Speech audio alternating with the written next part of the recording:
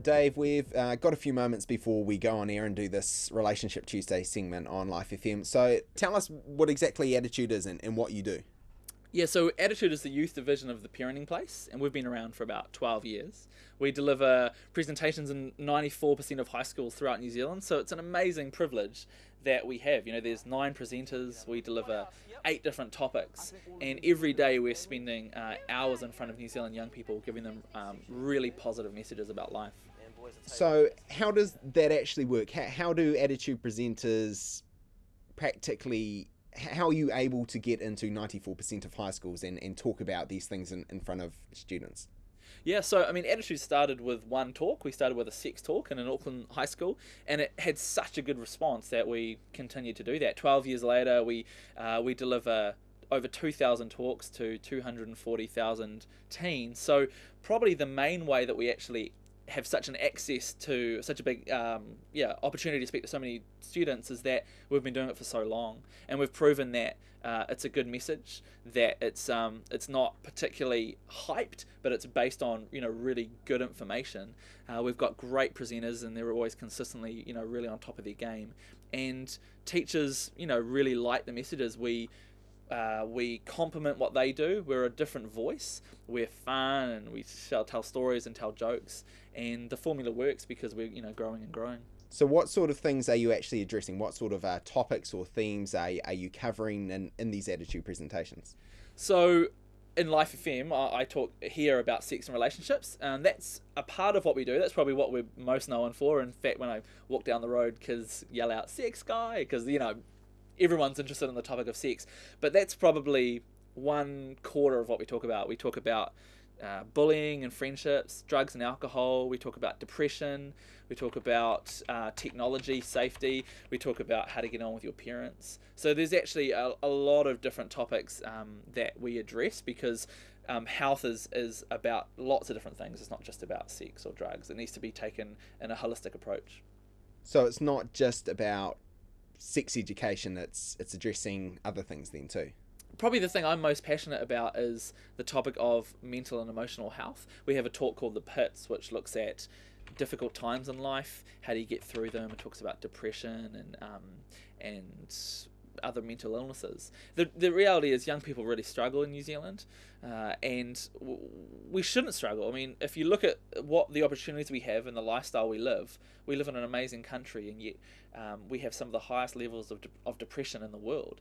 And so my real heart is to speak to young people and encourage them that life actually is hard, but it's never too hard, and to give them hope that if they're if they're having dark thoughts in their lives, in their mind, if they're going to dark places, if they're believing lies that maybe this is too hard, this life is too hard, to say, hold on, there's good things just around the corner, and then point them to somewhere where they can get help. The first place I always point young people to are their parents.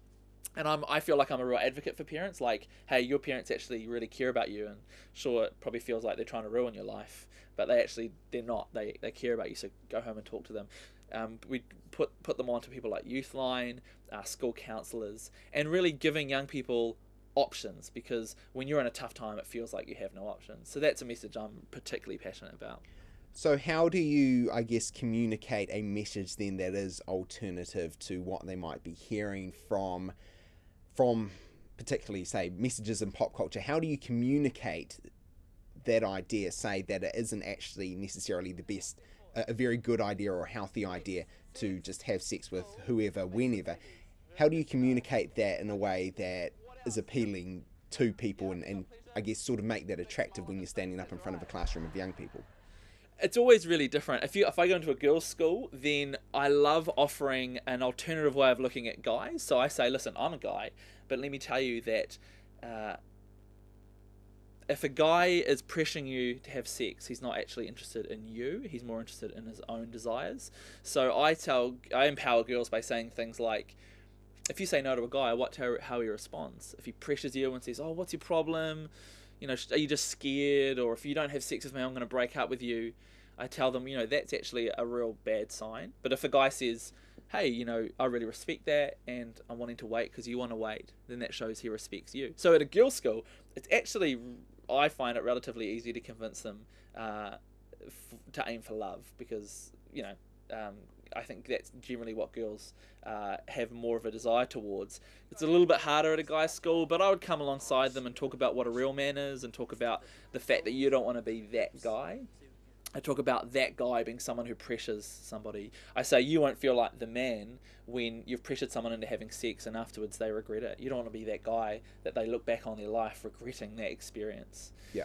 I would also say that we're delivering a message that a lot of parents want the young people to know, which is that, it's not that sex is bad, it's just that sex is really special, really important, and it needs to be treated with respect, and it needs to be done at a time where you're not vulnerable, where you feel safe and loved and secure. And that's really what we're trying to tell young people is sex is not a bad thing, but have a dream for your life.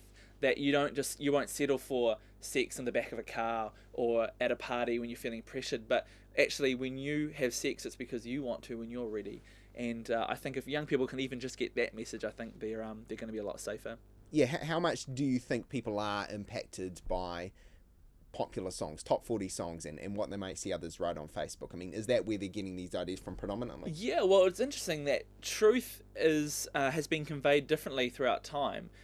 So back in the day, truth was conveyed through storytelling.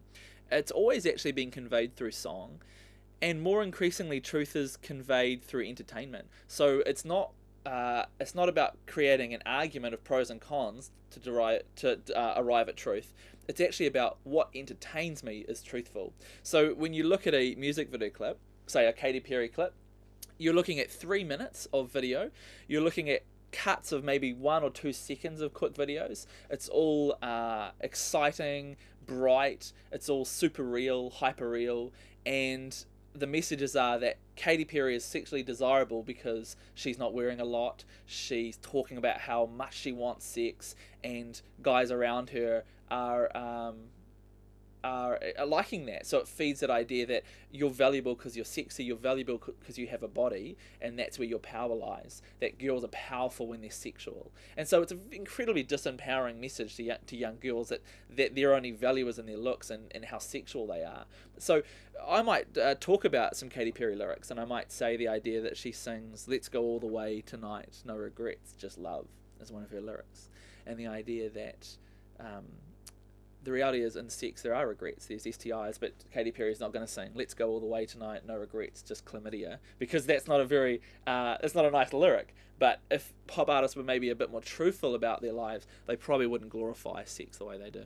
So how does a Christian worldview fit into this? How does what you believe about God and the way that might affect the way that you live your life in all of these areas, how does that come into it, and how much are you able to, say, communicate that in a secular state high school in New Zealand?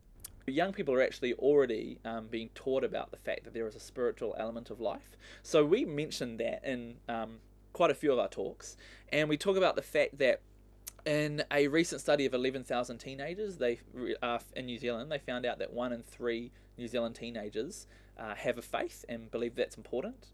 And I make the point that in the world, 1 in 3 is actually a very low statistic. The majority of the world have a religious faith, whether they're Buddhist or Islamic. The majority of the world believe that there is something bigger than this. There is a God or gods. And then I talk about the fact that for me, my faith has been really important. It hasn't solved all my problems, but it's given me perspective throughout life. And then I encourage them to talk to somebody they know with a faith, whatever faith that is. Just have a conversation. Ask them, "Hey, what do you believe about God? What do you believe about life and the big questions, and why?" And I encourage them that actually might be something that they find really helpful in their life. So would you say then that the questions which you address in your radio segment each week, are they the same sort of questions that people have, that people are thinking and people are asking you when you talk in high schools every week?